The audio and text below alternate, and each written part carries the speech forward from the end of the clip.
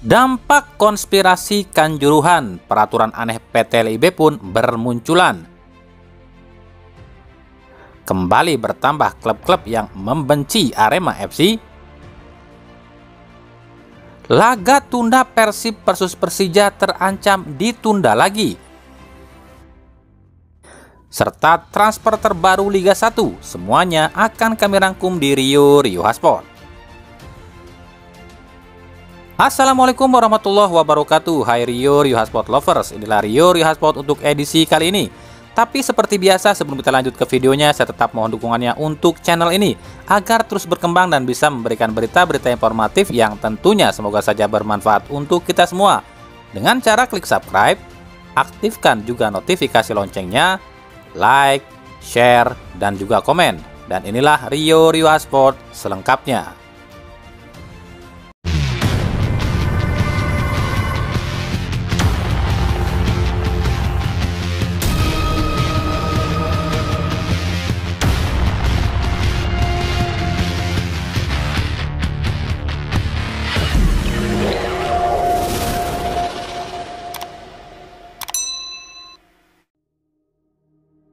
Dampak konspirasi tragedi Kanjuruhan sungguh luar biasa bagi sepak bola Indonesia. Bukan cuma Liga 1, tapi Liga 2 dan Liga 3 pun ikut terkena imbasnya. Pergantian kepengurusan PT LIB yang katanya sang direktur utama yakni Ahmad Hadian Lukita ditetapkan sebagai tersangka awalnya diharapkan bisa membuat sepak bola Indonesia jadi lebih baik. Tapi ternyata sama saja, bahkan lebih parah. Kenapa demikian? Pasalnya sejak ditunjuk atau diubah susunan pengurus PT LIB, sepak bola Indonesia terkesan jalan di tempat, bahkan malah lebih menurun. Seperti yang baru-baru ini, usai Liga 1 putaran pertama digelar dengan sistem bubble yang entah apa tujuan dan alasannya, PT LIB mengeluarkan peraturan aneh lanjutan Liga 1 sisa musim ini. Yuk kita bahas satu persatu keputusan-keputusan aneh PT LIB terbaru. Yang pertama, kompetisi Liga 1 2022-2023 putaran kedua dimulai tanggal 7 Januari sampai dengan 16 April 2023. 7 Januari, aneh nggak? Lah, laga tunda aja digelarnya dimulainya katanya tanggal 8 Januari. Lah kok kick off tanggal 7? Ini gimana sih? Yang kedua, jadwal pertandingan dapat berubah mengikuti perkembangan situasi keamanan dan ketertiban masyarakat dari Polri dan agenda FIFA, AFC, serta agenda Timnas. Tuh dengar, bener kan? Liga kita mah full settingan. Yang ketiga, jadwal kick off akan menyesuaikan kebutuhan host broadcast. Ini yang paling aneh. FIFA merekomendasikan jam kick-off itu paling malam pukul 17.00 waktu Indonesia Barat dan tak boleh ada ikut campur dari pihak broadcast. Lah, ini mereka ngikutin pihak broadcast. Mabok kali ini PT LIB. Fix full mafia ini mah. Yang keempat, jadwal kick-off malam pukul 20.15 untuk tes pertandingan menuju kick-off bulan Ramadan pukul 20.30. Tuh kan, bangsat nih PT LIB, udah tahu dilarang main malam. Masih aja gelaran pertandingan malam. Oke lah kalau buat Ramadan nggak apa-apa lah. Tapi itu loh, kick off malam pukul 20.15, ini kan menyimpang dari aturan dan rekomendasi FIFA. Yang kelima, venue dapat berubah-ubah sesuai hasil penilaian resiko dari Polri. Ini juga sama politik. Tim yang harusnya main di kandang bisa terusir dari kandang nih cuma gara-gara alasannya keamanan. Padahal tim itu nggak boleh main di kandang. Itu alasan sebenarnya. Yang keenam, venue dapat berubah menyesuaikan dengan kebutuhan Piala Dunia U20. Lah, bukannya udah ditentuin stadion mana aja yang akan dipakai Piala Dunia?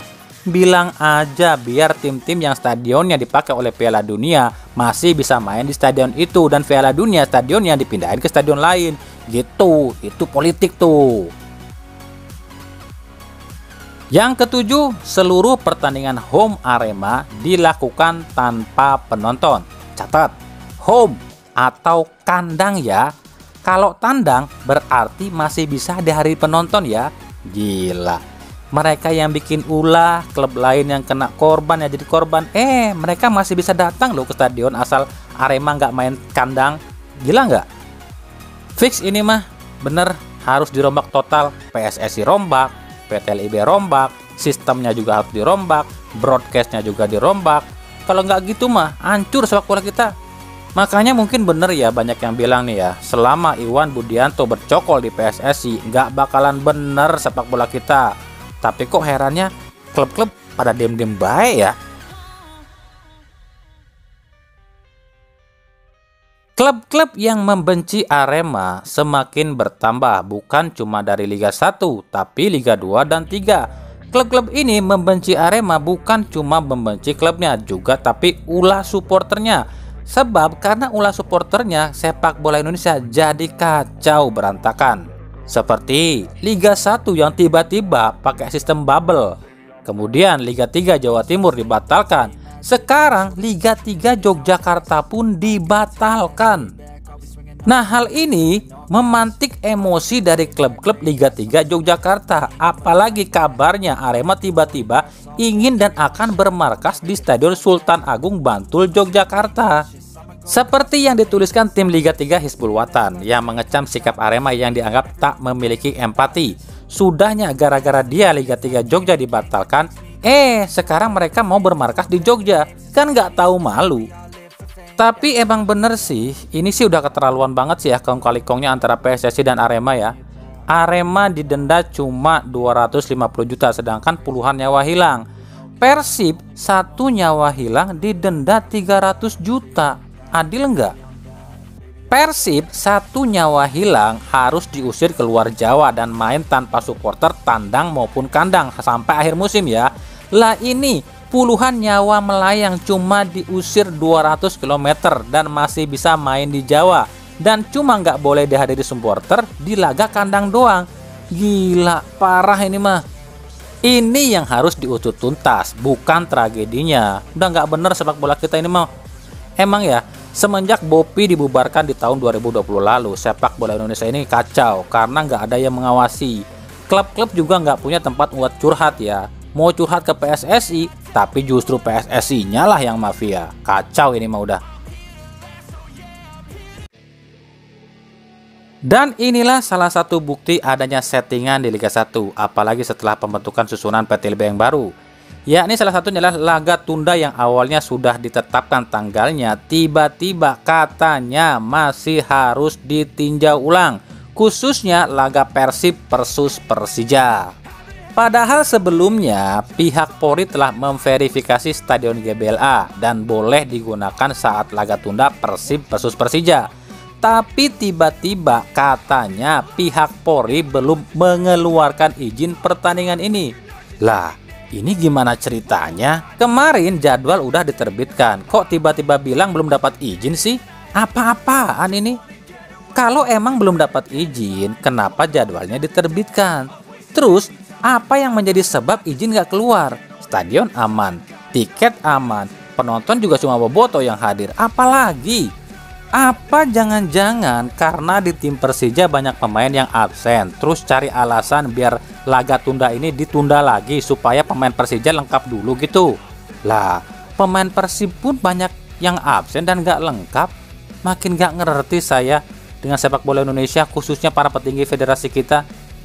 Cuma di Indonesia aja loh ada yang namanya kompetisi, yang ngatur itu bukan federasi tapi Polri. Nggak ada di negara lain mah. Ini mah udah aja Polri yang jadi penyelenggara liga, Polri yang jadi federasi. Ngapain ada PSSI? Bubarin aja PSSI. Kita ke bursa transfer. Ada transfer apa sih per tanggal 4 Januari 2023? Kayaknya sih belum rame ya pemain yang masuk, tapi kalau yang keluar lumayan rame nih. Yuk kita simak aja ya. Bali United mendapatkan Gary Mandagi dari PSPS Biak. Gary dikontrak 1 musim ke depan oleh Bali United.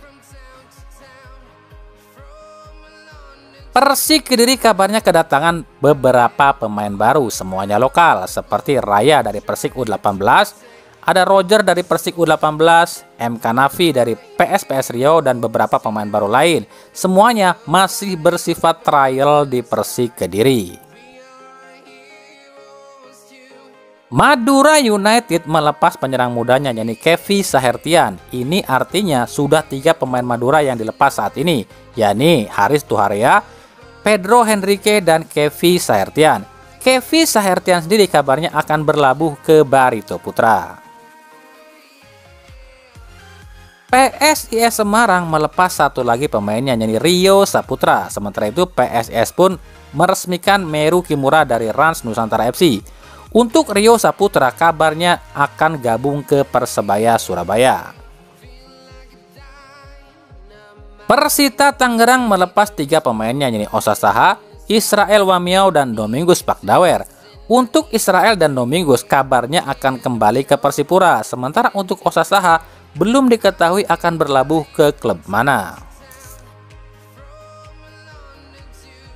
Persija Jakarta meresmikan Dandi Maulana dari Persebaya Surabaya. Dandi ternyata dikontrak cuma setengah musim saja di Persija, tapi dengan opsi perpanjangan. Nah, itu tadi yang resmi ya. Kita akan bahas yang rumor transfer terbaru nih, yang masih rumor nih. Ada siapa aja sih? Mantan penyerang Persib Bandung asal Brazil Bruno Catanhede kabarnya resmi mengakhiri kontrak dengan klub Alzheimer. Hal ini terlihat di Instastory Catanhede. Kabarnya Catanhede akan kembali ke Liga Indonesia. Klub Persikabo pun kabarnya paling santer diisukan akan datangkan Catanhede. Hal ini pun terlihat di postingan Catanhede di Instastory-nya yang mengunggah persentase atau survei negara mana tujuan Bruno Catanhede selanjutnya. Apalagi Persikabo saat ini butuh striker untuk menggantikan Gustavo Tocantins. Persikabo mengincar beberapa nama calon pelatih. Andai Robert Rene Albert gagal didapatkan, mereka adalah Dejan Antonik, Milian Radovic, dan pelatih asal Singapura yakni Aidil Sarin. Sementara untuk pemain sendiri selain trio Persib yakni Dado, Ajis, dan Erwin yang kabarnya juga diincar oleh Persikabo, ada juga Persikabo mengincar pemain asing untuk menggantikan Gustavo Tocantins. Nama-nama yang beredar adalah Rafael Silva dari Barito Putra, Ezechiel Nduasel, Bruno Catanhede, dan Juninho dari Persebaya.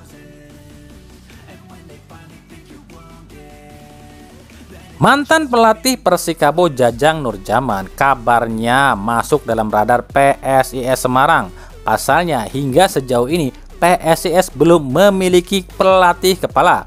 Sementara itu PSIS pun kabarnya tertarik mendatangkan mantan penyerang Madura United Manuel Oti. Barito Putra kabarnya akan mendatangkan kiper PSIS Semarang Ray Redondo. Datangnya Adi Satrio ke PSIS membuat posisi Ray Redondo semakin tersingkir di PSIS.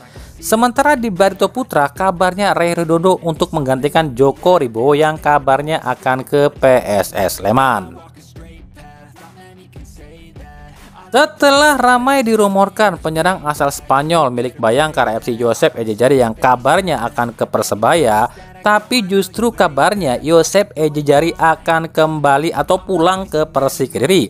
Hal ini terlihat di postingan Instastory Ejejari yang memposting keluarganya memegang jersey Persik Kediri. Kita akan tunggu ke Persebaya atau ke Persik. Nah, segitu dulu pembahasan kita di video kali ini. Ikuti terus berita seputar sepak bola khususnya Liga Indonesia dan pernak-perniknya hanya di Rio Hotspot. Terima kasih yang telah menyaksikan video ini dan mengunjungi channel ini. Kritik dan saran selalu kami nantikan di kolom komentar atau di media-media sosial kami yang ada di bawah ini. Sampai jumpa di video-video kami selanjutnya dan salam Rio Hotspot. Wassalamualaikum warahmatullahi wabarakatuh.